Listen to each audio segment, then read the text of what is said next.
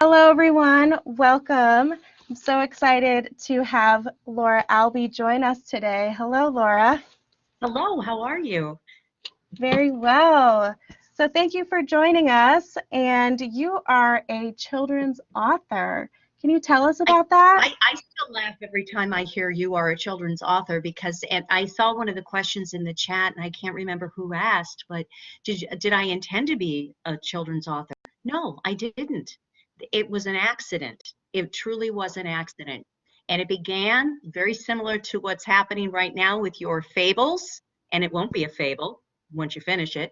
That I was asked to do a final. I had to come up with something for a final project in a children's literature course when I was doing my master's program, oh God, over a decade ago. And Witch Tale, which I will take you through, was really the beginnings, if you will. It's nothing what it is now, but it was back then. It was my final, and I had to come up with something that supported children's literature. I decided to do it on homophones. Wow. So So that story was the final project that you had worked on.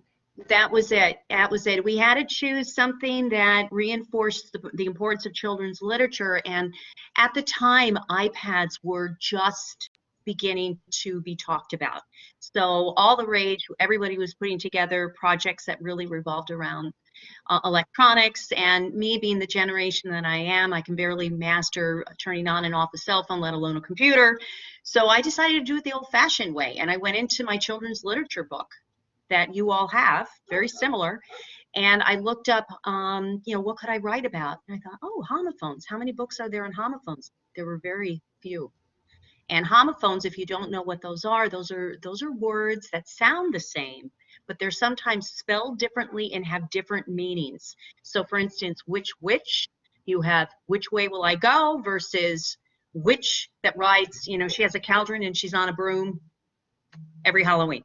So anyway, so I decided That's to put it wonderful. together in a story. Yeah, How did you present it? And the reason why I ask is because students are presenting in different ways. A lot of them have chosen to present their fables through a PowerPoint that's presentation. exactly what I did. That's exactly what I did. And I'm kicking myself.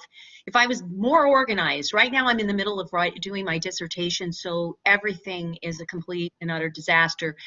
The thought of putting up a Christmas tree right now is absolutely like, oh God, more boxes. Here we go. But anyway, but I wish I had it because it was a PowerPoint. And what I did was I laminated it and I brought it to Staples at the time and they put spirals and I had two children and I made one for each child.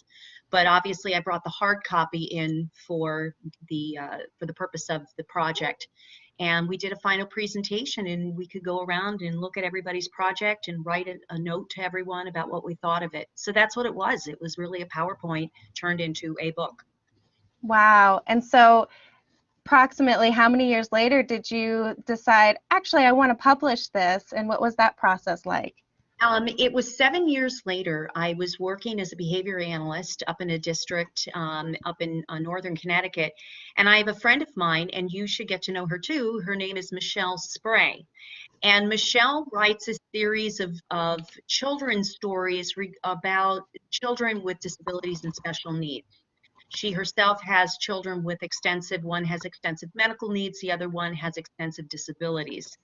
And so she wanted me to look at a book that she wrote about a child with autism because she knew I was a Mm. behavior analyst. I'm a behavior analyst and a social worker. So I looked at it and loved it, and I just said on a whim, I wrote this thing, I ought to give it to you and look at it. You just look at it.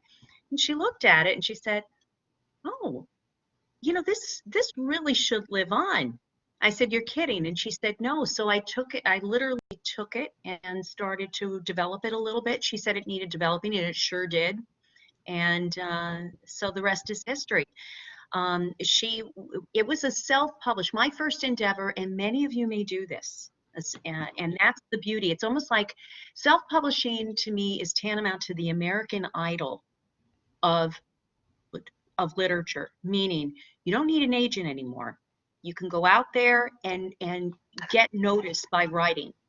Now, That doesn't mean you don't turn down an agent or whatever, and eventually, or a publisher. Absolutely, you go for it because that's the goal.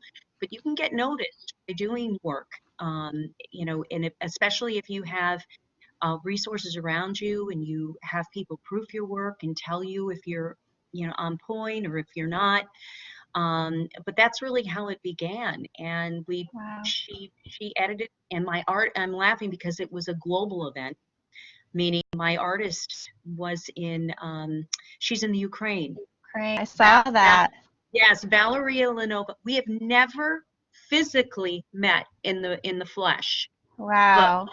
but obviously through this modality, we're always in contact with one another. And so the three of us came up with this, and we published it. And fast forward, you know, your work is always evolving. The current publisher that published Ambush, which I'll take you through, Ambush at the Rickety Yeah. Beehive, is publishing this one now. It's going to Oh, publish okay. Woodtail, and there's two new illustrations, two new verses. Oh, So wow.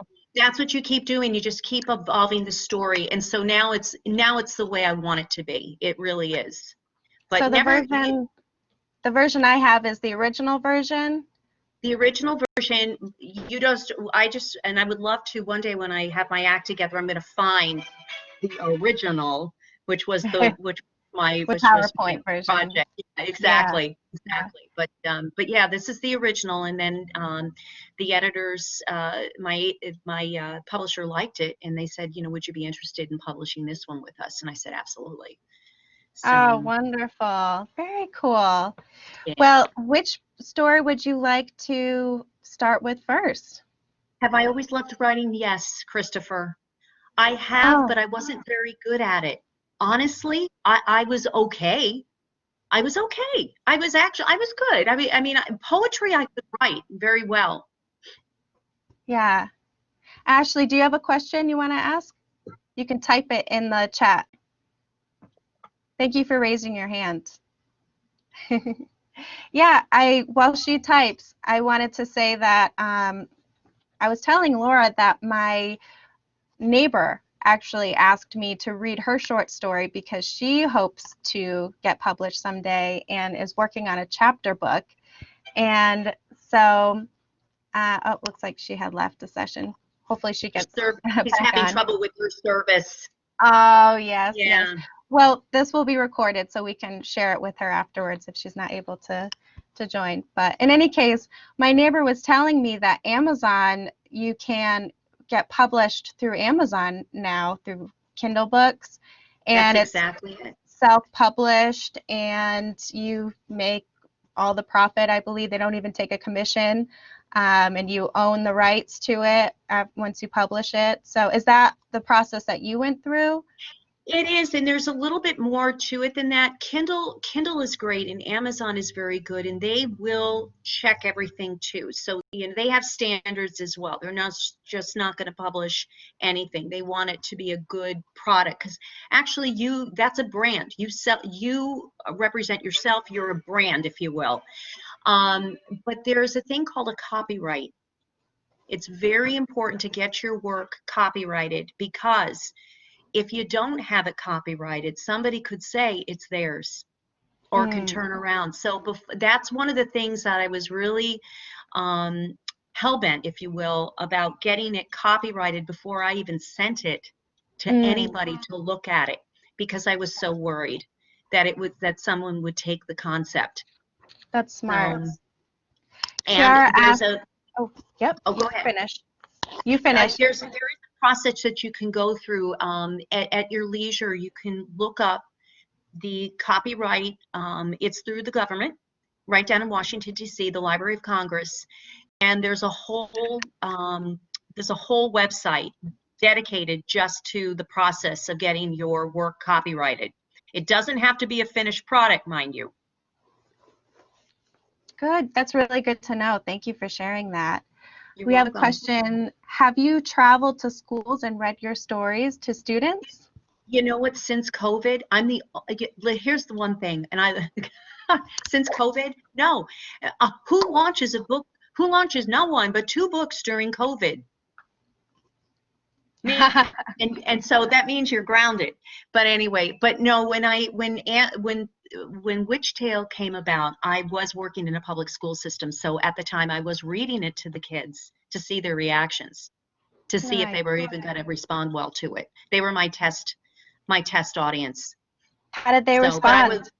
they loved it. They loved it. And that's that. And even when I was writing Ambush at the Rickety Beehive, I was showing excerpts to my students, and even some of my students that I see here on this campus. Right before I sent it to publication to see if they would pick it up. This was Olympia Publishers over in London, and it's now the Bumblebee brand. I've always wanted to get other people's opinions, because it does. You could think you have the greatest thing, but you want other people to. You want to accept feedback, and this is hard for anyone, Yeah. especially when something is so close to you. You have to be open to feedback, Yeah, and you that's have to be important. open to this doesn't work. Would you consider rewriting this? You have to do that. Yeah. And Yeah. I know some authors that won't do that. It takes thick skin, to be an artist and to be open to receive feedback, but that really is how you grow and how you evolve as a writer, as an artist, etc. So that's wonderful sentiment.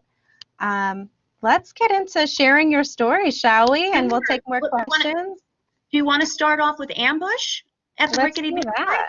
Let's do that. Yeah. Okay. Okay. This is what it looks like, and she's gonna. Fortunately, this is the beauty of technology. We can look at the Kindle. Yes. Okay, let me see if I can share my window here. Can you see my screen? Yes. Okay, I'll click on Ambush. Let me go to the beginning. All right, so if I make this full screen, I will no longer be able to see the chat. Let me just check the chat, because I think I heard okay, someone wrote yes. All right, I'm going to make this full screen, and then I'll check the chat after the story. We'll take questions. Would you like me to read it, or would you like me to explain it? What would you like me to do? How about you read it to us, and if you feel like stopping and explaining, you're more than welcome to. Or we can always go back to a certain page if you want to go back. Excellent. Excellent. And I went to school in the South, and so Spanish moss was something that I loved. So that's the inspiration behind the Spanish moss. That. I love Beautiful. that. And just so everyone knows, Laura is also an instructor at Post University, if you did not already know that. So it's pretty cool that you get to share that with us. All right, take it away. Okay, so Ambush at the Rickety Beehive by yours truly, and beautiful illustrations by Valerie Leonova. Okay. And I love thistles. This was dedicated to my beautiful daughter, Taylor Therese, and in the memory of my son, Hunter Christian Albee. Sleep well, sweet prince. There's always a backstory to an author. Always. And to anybody for that matter. Okay, I'm going to actually hold my copy because my eyes are faltering. Here we go. Down a cobblestone lane where the Spanish moss thrived lived a peculiar old man in a rickety beehive. The old man was a loner. He never spoke a word.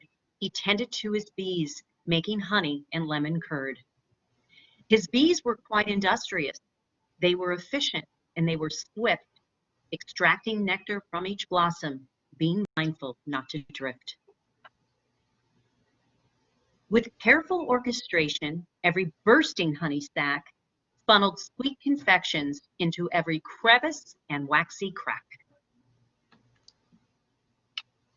When daytime turned to dusk, he would beckon for his queen, who remained his loyal confidant during the good times and the lean. Together they would celebrate, taking time to praise their swarm. They feasted on fragrant blossoms before retiring to get warm. The villagers began to snicker, dismissing him as crazy. Their children, on the other hand, thought he was anything but lazy. They admired his many efforts and how his business thrived. Their parents grew resentful and vowed to destroy his hive. They plotted and they schemed, and they thought with all their might. Alas, they summoned a predator, the Varroa parasite.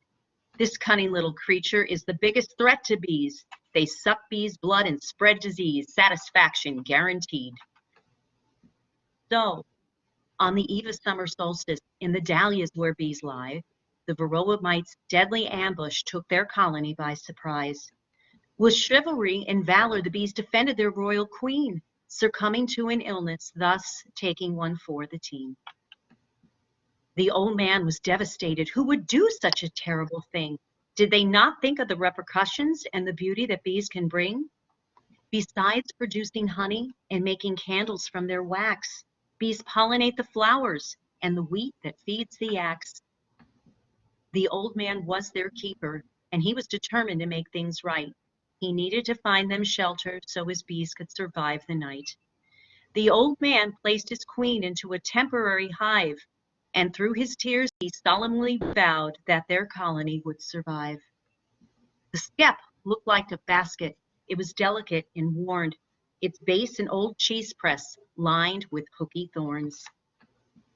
As his bees began to settle into their temporary home, they realized that their skep would make a beautiful honeycomb.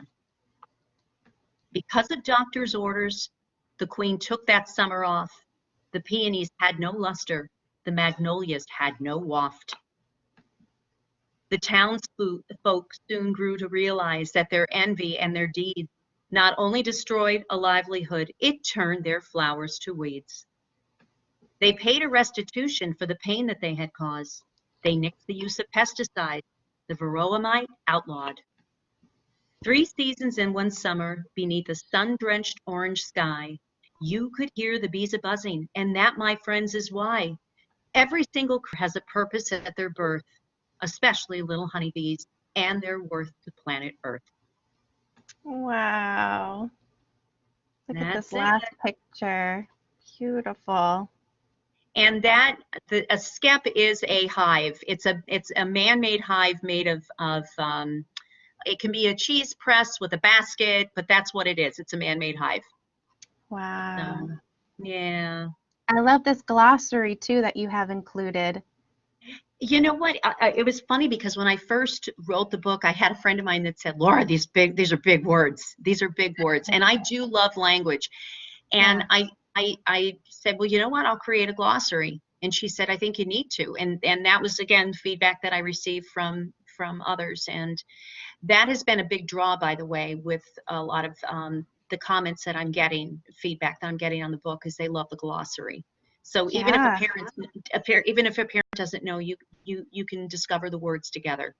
Absolutely. And it's a great tool for educators as well to see this glossary and pull some vocabulary words and maybe create some lesson plans around these vocabulary words. Right, exactly. So that's Ambush at the Rickety Beehive. And I am an avid gardener, so I immediately, one of the things I noticed was how valuable bees were. I fell in love with them. I used to be frightened of them because I fell in a hive when I was a kid. But I've learned to absolutely love them, and we now have bees actually on the property. My husband's a beekeeper. Oh, So, wonderful. yeah, so it's like what can I say? It's I love that. it's a biography. Speaking of biography, let me read a little bit about the author. Laura Jane Albee is a board-certified behavioral Analysis, licensed master social worker, and a 2021 Doctor of Social Work candidate at Southern Connecticut State University. Congratulations, by the way. Thank you. Oh God, thank you. I'm in the middle of the dissertation, so it's like 5 months to freedom. Let freedom ring. Yes. Oh my gosh. Thank you, Sadie. And I have to tell you something. You have a name that sounds like a character, a story character. Oh, Honestly, Sadie Storm. I knew a girl actually by the name of Stormy.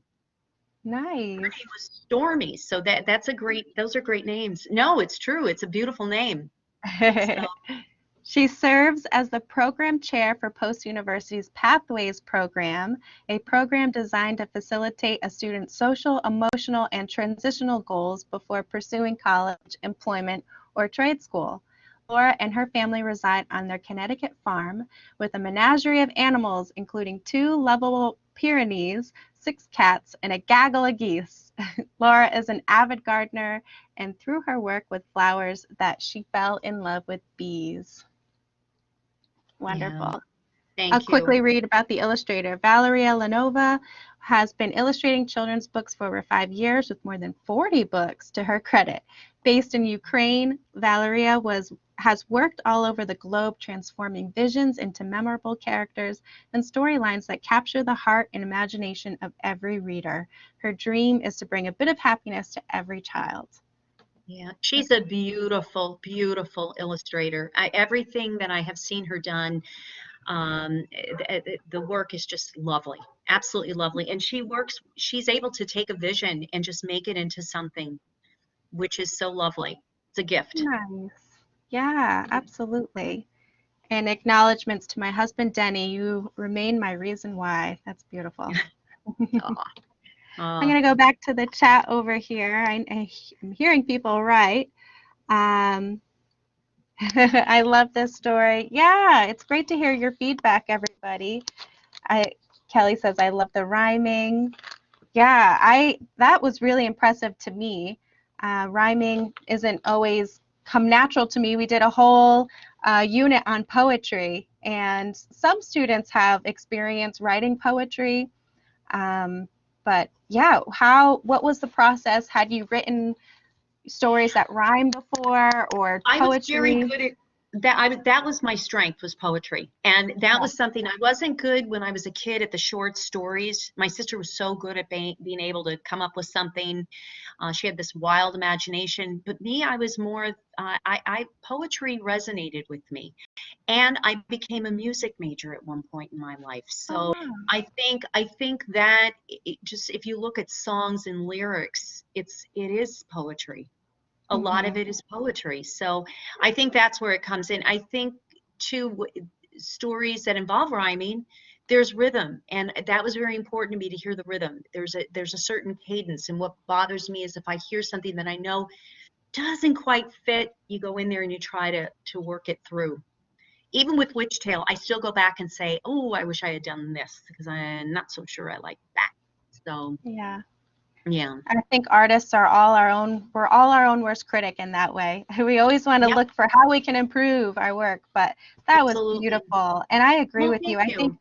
I think when there's rhythm, when there's rhyme and poetry, it really captures a child's interest and keeps them engaged because Yes. it just sounds so fun and intriguing, and it helps build their vocabulary. And then, of course, you included the glossary to help improve their vocabulary as Yeah, well. and that is, and because I've sat in so many kids' classes, I go as when I was working in districts, and I would sit and I would listen to their lessons. And one of the things I found was books that do have some sort of, there is a distinct sound, there's a distinct rhythm, there's a music when it sings, even if it's not a rhyme, it's music. There's something Mm, about the flow and the way the language works that's mm. important. And I And love language. I don't think a lot of stories out there pay attention to the language much anymore, mhm. and I wish they did. Yeah.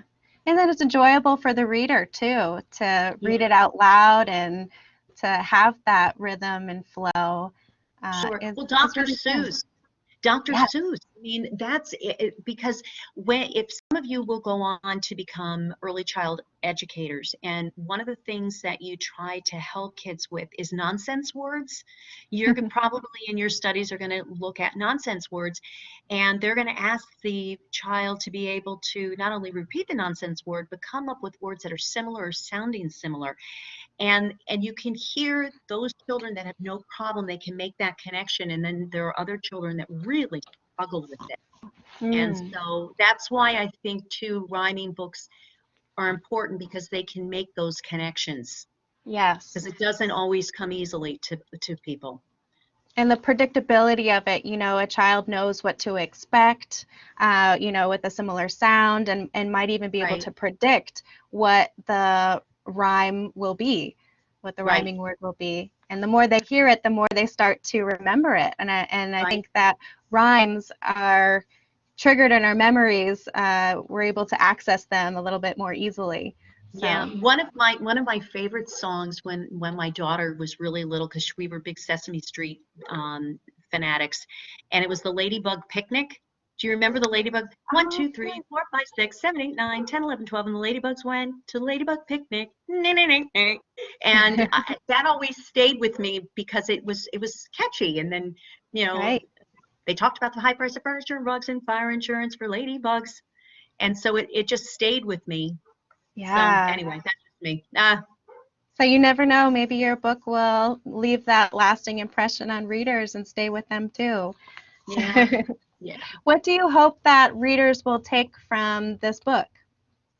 Um, I I think, it's funny. I hear people say there's a message in the book, and I wasn't even going for a message, because there is a backstory to it, meaning that you can be unfair to people, and you can be judgmental of people, and there is a consequence for being judgmental and isolating others. There is a consequence, and the importance of being kind and accepting and inclusive.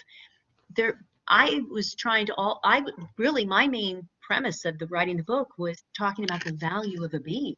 I Yeah. wanted people to understand what bees were about, and how their natural predator. A lot of people don't even realize that the varroa mite actually is their natural predator. And if you beekeep, you have to be careful that the varroa parasite doesn't infect your bees and kill the Mhm. entire lot of them. So, but it's funny. There's another professor that some of you may encounter one day, Dave Giannetti, and he's also a beekeeper, which Nice. I don't know if a lot of people know that, and he gave me the inspiration for the sequel. Oh, there's going to be a sequel.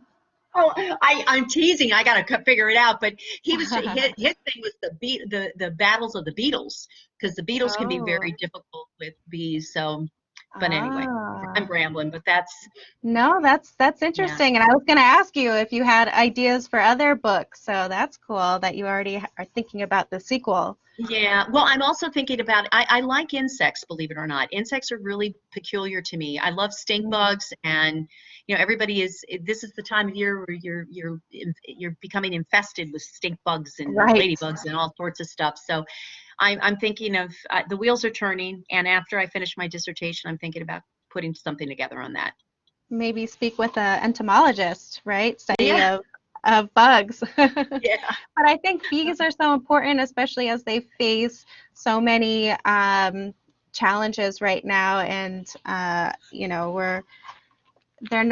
they're endangered, correct? They There are a few kinds of bees that are endangered. So thank you for being a beekeeper and helping the bee population, and also to spread the book and the value of bees and how they impact our environment, and which was Well, so thank you. beautiful. I love the last picture, the illustration of the man sipping his tea and the bees happily, just thriving Love in and their life. environment. Yeah, Yeah, I love the yeah. illustrations, how the bees have such personality too.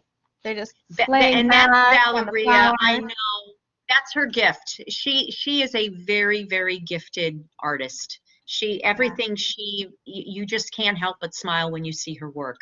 Yeah, we talk a lot about like the personification of animals, insects in children's books. And a lot of students, they wrote their fables were about animals that took on Hmm. human characteristics. So Wonderful. it's really cool to see that come to life through the illustrations. Yeah. My other question for you was, how did you discover Valeria to be, and how did you From select her? my friend Michelle. My friend Michelle was Oh, using her for her illustrations, and she said, oh, she's fabulous. You ought to really speak to her. And I wrote her, and the rest was history. We connected, and she's been terrific. And that is actually a process too, because she'll like do a sketch, and then and the time difference, obviously, Ukraine and being in the United States, you can't. We're not on the same time wave. yeah. But all of a sudden, I'll get this text either in the middle of the night or God only knows when, and it's an illustration. So I'm looking at my phone, Oh, and then I'm approving it, or saying I like this. Sometimes um, if we have an idea but we can't quite figure out how to come up with the concept, you go into Google and you start researching pictures and old photographs. mm-hmm. And with the concept of the beehive, the neighborhood, the cobblestone lane, I love the book To Kill a Mockingbird. Mm, And when you go back and look at some of the movies clips from that particular movie, the neighborhood, the southern neighborhood in Alabama, and there was just something about it that mm, captured my heart. So anyway, yeah, nice. Does anyone else have any comments or questions that they want to ask Laura? I'm thinking about Stefan real quick because Stefan, he likes to draw. We have whiteboards and we usually start our class, and he loves to draw. And I'm just thinking, and he does poetry, and was just talking about considering, when working with exceptional learners, how to, help communicate. So I'm just thinking, maybe I hope that this can be inspiration for you, because maybe students in this class might consider someday publishing either as an author, as an illustrator. yes, So, absolutely. yeah, And I saw, I think it was Kelly that asked, so do authors find their own illustrators? Yeah, a lot of times they do. Or if it's not unusual that maybe the publisher wants your work and they will have artists that they also feel are very strong, and then you would pick the artist depending on what you feel.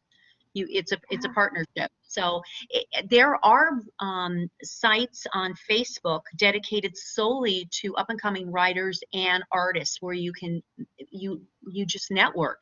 You meet and you mingle and you network, and you can look at people's work, and if it inspires you, you know you pick up the phone and you have a conversation. So wonderful. Yeah, students have been illustrating their fables by, selecting pictures and clip art for inspiration. But no, that's really that's what I fun did to with know. Ringtail. That's what I Yeah. had to do, because I can't draw my way out of a paper bag. So if Stefan is good, if he can draw, God bless. And a lot of people, listen, Eric Carl, he does the Yeah, whole thing. he He's the does. whole deal. Yeah, Yeah, illustrations and exactly. writing. Yep. Absolutely. Chris asks, what courses do you teach at Post? Oh my goodness. I teach, besides transitions, I teach a Psych 310, both the honors and the core, Psych 310, and CTC. I've been asked to teach several times, and um, so yeah, I teach. And then I also am teaching at Southern right now. I teach as part of my externship, I teach a senior seminar, which is graduate students that are working on their capstone, which is their final thesis. Wonderful. So, And yeah, children's literature as well. absolutely. Because this is it. And you've got the best children's literature teacher out there. So, Hey. listen, there is nothing that a book can't, there's something about a book, and I think I really hope that with COVID and everything, we're going back to the beauty of just what it's like to read a story. And Yes, some of the things that a lot of people are doing, very similar to what you're doing, is uh, actually hosting these get-togethers at night and reading aloud to people. yes, Many districts do a story hour now and yes, have the teacher read the bedtime story. right. Um, There's so much so comfort in that and being read a story. yep, And kids need that right now. It brings you together in a time of isolation, and it gives you comfort in a time of uncertainty. So yep, I agree with you. I think there's so much value to reading and sharing children's books. absolutely, absolutely. I had a friend of mine that lost. Yeah, unfortunately I've known a lot of people that have lost people, as we all do. Yes, And I will, many times when it involves children, I will send them a book, the memory book, or something that will help them to be able to process the loss. And it's in the language that they will best resonate with. They will best. yes. So, Yeah, we yeah, talked about this past week books about COVID and books about mental health. All yeah, these themes are so important, especially right now as we're trying to figure out how to have these hard conversations, how to process things, how to deal with emotions. And children's books are a great way, a great tool to open it up and start that I, conversation. absolutely, Oh, absolutely. Kelly is taking Psych 310 next semester. You may have me. You may, you Great. may have me. You never know. You may have me. I hope Oh, so, she well, thank says. you. And I know Deontay wants to be a social worker too. That's something that she Oh, had wonderful, expressed interest about. Um, wonderful. yeah, we have a varied, interest in this course, which I love. And it's so great how children's books can be used across subjects, and across professions. There's so many uses for Absolutely, children's books. So absolutely, absolutely. wonderful. Should we share your next book and then take more Sure, questions? Do we have, sure, I think we have time for another one. sure. And keep in mind that this one is going to be republished, coming to a theater near you in 2021. I don't think it's going to come out before Christmas. I think they're going to hold it, and I wish that they would. I'm actually happy that they held it. So, all right. Give me just 1 second. I have to reopen my Kindle. Apparently I closed out of it before. Does anyone else have any questions while I try to get back up on screen?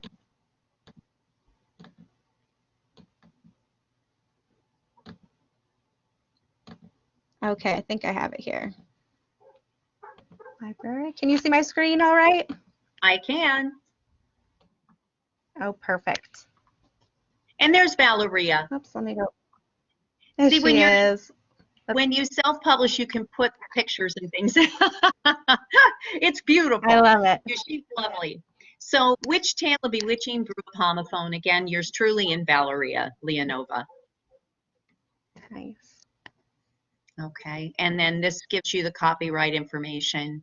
And the dedication, again, is to my children, to my beautiful daughter, Taylor Treese, and to the memory of my son, Hunter Christian. You remain in my heart forever. Beautiful names, by the way. Thank you. Thank you. Is, And here is they this are. These were them? the kids. This was Hunter and Taylor. Yeah, this was the inspiration. Wow. Yeah. Did you So send pictures of your children to Valeria I to did. illustrate? I love Did. that. I did. I sent her pictures. I said, this is what they look like in Halloween. And when I originally wrote this for a class project, that was my illustrations, were snapshots of the kids. Wow, I love That's what I that. did. It was like a photo album, and I made up one for each child. So, but Nice. so here we go. This is a tale about two little witches who lived in Toady Hollow among cattails, centipedes, and switches. There you see the tail and the tails. So she's reading this, look for those homophones. The two little witches were an inseparable pair, casting spells on one another in the breezy autumn air. Their antics and their tricks with their little dog Wheezy made telling which witch apart simple and easy. You see, one little witch had a mane full of gold, her beautiful hair adorned in goose feathers and bows. The other little witch was scrappy and sturdy. He'd whisk down Maine in a flash and a fury. They surfed and they sailed through the cloud-covered peaks. They hid themselves well so no one could peek.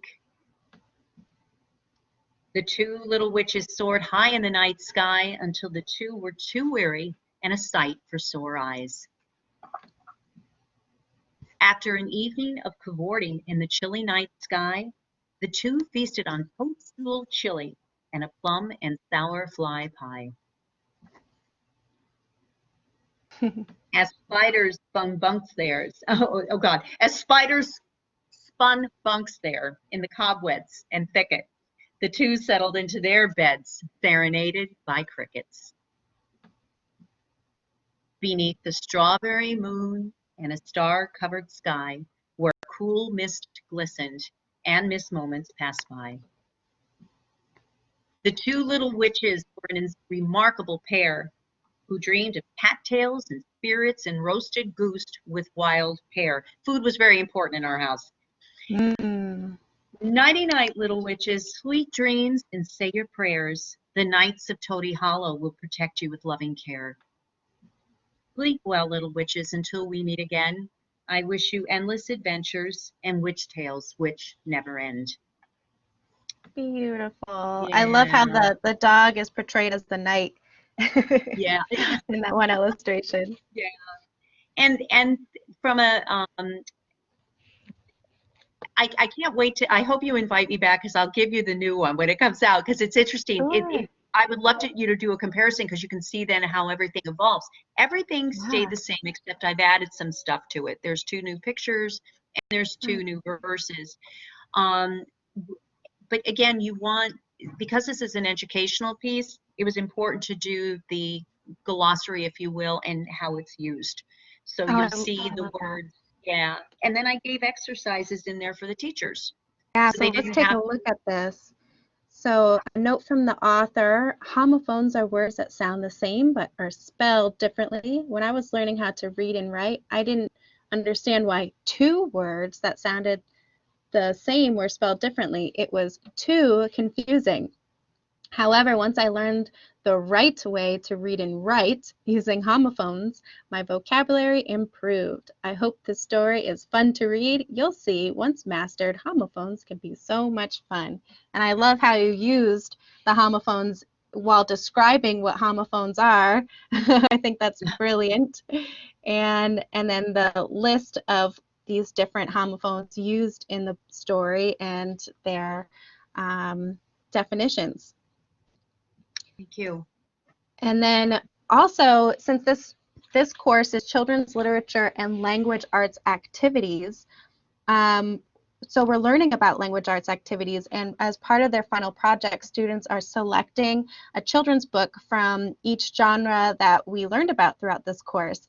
And Good. they are creating language arts activities to coincide with the book. And so I love that you already created suggested learning activities in your book, which just gives educators even more tools to, extend the lessons from the book. So this is great. Right. And that was one of the things I noticed is the teachers were just scrambling, going to their desks and trying to download exercises or make something. So Yeah, I just thought, you know what, give it to them. Let them perfect. have something. The word search also, it was hilarious when I was putting together the word search, the one thing I was cautioned, don't put the words backwards. They hate that. They hate that. Yes. So only outdone by you after you do a word search, because you can go to certain sites and you give them the vocabulary that you want them to obviously put them through this matrix and it'll spit the word search out, but play the word search because you never know, you could have some naughty words also. Yeah, so you have to check all that out in the editing process. That's a good tip. But I like this, choose the correct homophone for each blank. That's a really great way for students to recognize the correct spelling of that version of the word and its meaning, and how the different spellings have different meanings. So that's a great exercise. And the word search is always a fun hit. And then, oh, and you provide the answer key for educators as well. I do. Yeah, that's Great. important. I was trying to find the new verses in here, but I don't. That'll be another time. And then what That'll people be are another time. saying Yeah, this is, yeah. about the illustrator, which is wonderful. And she has an Yeah. impressive resume with how many She books she's does. illustrated. She does. She does. She's really lovely. And again, her work is so, you know, a true test of an author is, I should say, a true test of an artist is when you can capture something, a vision, and it transcends across the globe. You know, Yes, people would respond to it. And I think that's important. That's important. And I love absolutely. the fact that her work does have that Eastern European flair.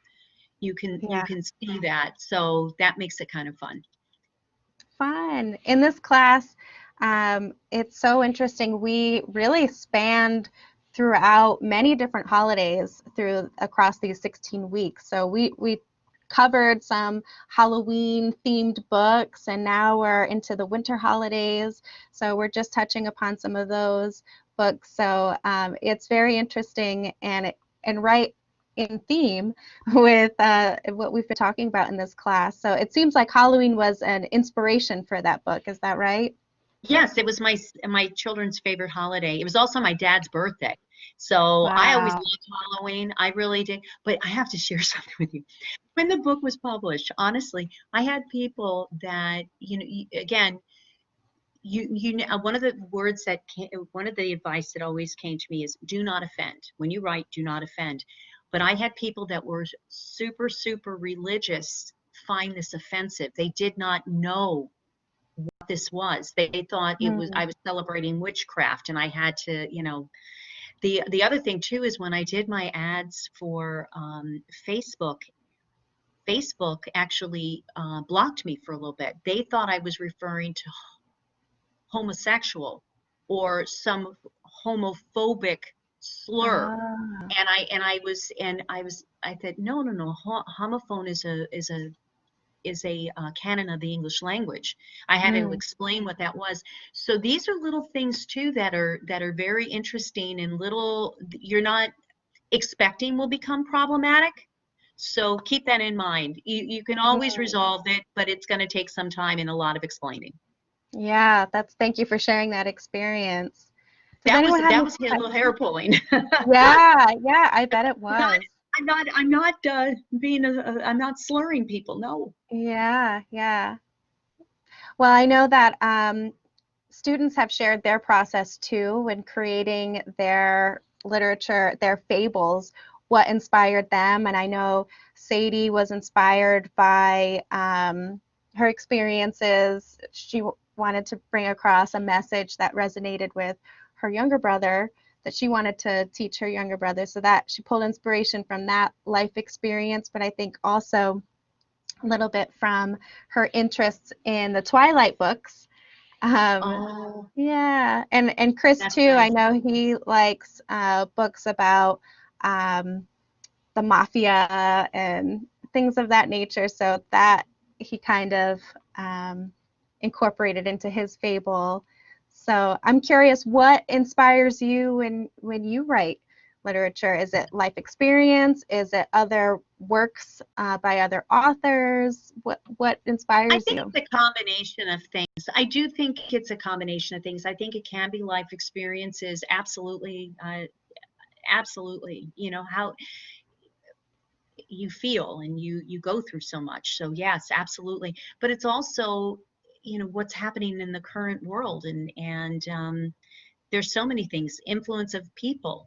So you know, it's everybody has a story. There's always a story to be told. Yes. So yeah. Definitely. Which children's book authors do you follow or find interesting? I was such a big fan of Dr. Seuss to begin with. I mean, and I'm kind of like Witch Tale, not Witch Tale, Ambush at the Rickety Beehive kind of has that Susie kind of um, that I heard Seuss rhythms, and that's really what kind of inspired me there. But I loved, oh, Eric Kroll, I got the biggest kick out of. Why can't I think of her name? She was the one who wrote um, Hmm. the Mitten, and also she had another one about a cat in the lighthouse. I loved her work, and she was an Yeah. artist and and writer. So Wow. yeah, yeah, yeah. So Nice. I know exactly what you're talking about, and it's the name escapes me too at this moment. yeah, But yeah. Ian or I can't remember. It's like a Scandinavian name, but Hmm. Yeah. anyway. Nice. Anyone else have questions for our guest speaker, Laura Albee? I refer to Mike. I wrote some questions to prepare for class today. Let's see if there's anything. Oh, Oh, I know. So we talked a lot about categorizing different books in different genres. So I'd love to, do you have an idea of which genre you would characterize or categorize your books under? children's fiction, children's literature, fiction, fantasy, Hmm. children's fantasy. I would think more or less. Yeah, absolutely. Yeah. So Great. seeing a Kelly teacher for asks a good ballet. question. Yeah, Do you ever come up with an idea for a story at random times? I all the took a time. creative writing class last year and would come up with ideas in the middle of the night. That's why I asked. Yes. A matter of fact, Ambush at the Rickety Beehive came to me. I wrote it literally in a 24-hour period, honestly. Wow. And I was on April break. And the story came to me one night, and I just got up and I went to my computer and banged it out. Went back to bed, Wow. and then woke up the following morning and finished it. So that was one of those things. It was very quick. That's amazing. That is so cool. I'd love to hear about your creative ideas too, Kelly, at some point. Absolutely. Absolutely. That's so great. And your writing evolves too over time. You know, it's really Hmm. interesting to see. Never throw anything away.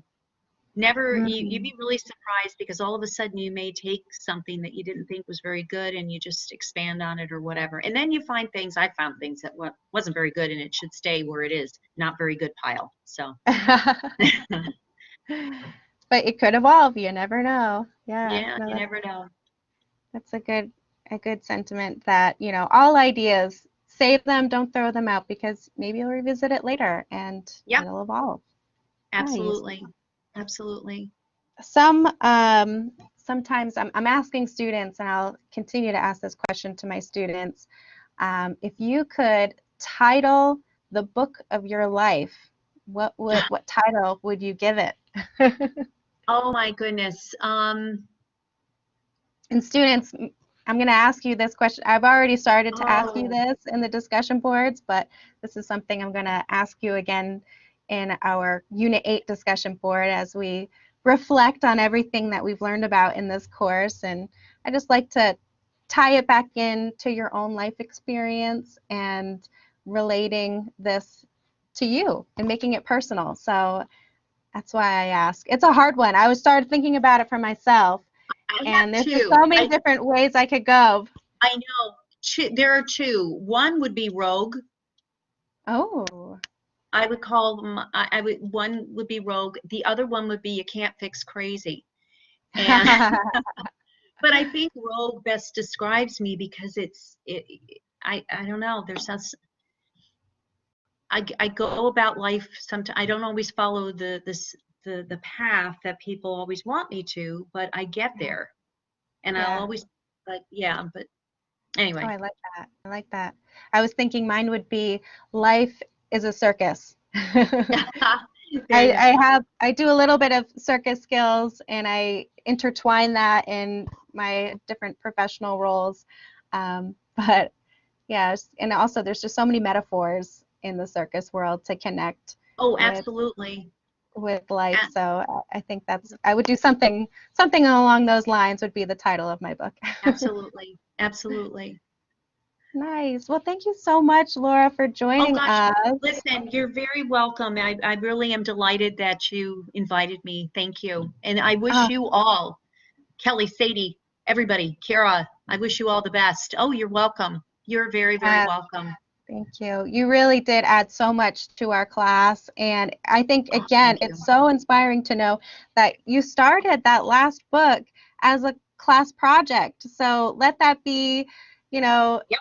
a takeaway to students that you too could publish your own story. You just never know. Absolutely. I'll leave you with this. There's a young lady that's in my CTC class who has a book of poetry that she self-published, and it's beautiful. It's Wow. beautiful. It's beautiful. So always, always, always, always. Yeah. It's a great, it's, if anything, it's just a great way to just keep you grounded, keep those juices, and even working through the day to day. So, Mm-hmm. but thank you. Thank you very much. I wish you well in your finals. Yes, thank you so much. I appreciate it. Chris says this was so inspirational. I'm Oh, so well, thank glad you. that we could have you in our class today, Laura, and I'm sure I will be talking with you soon. Yes, But thank you. yes, but that's it. That's all I have for you today, class. Thank you so much for joining. I appreciate it, and I will see you next class. Thank you. Bye-bye. I'll stay on in case anyone has any extra questions about class. I am going to have to respectfully get off, and I hope you don't mind. That's fine. Yes, Okay. no Okay, problem. good. Thank you Listen, for you're coming, a Laura. doll. Thank you. Thank you very Oh, much. you're so sweet. Thank No, you. no, seriously, lovely. You are a beautiful teacher. Goodbye. Oh, take care. Thank you. Wonderful. All right. Well, I'm still in class. If anyone has any questions, I'll stay on a little bit longer. If not, take care. Thank you so much for joining. Bye-bye.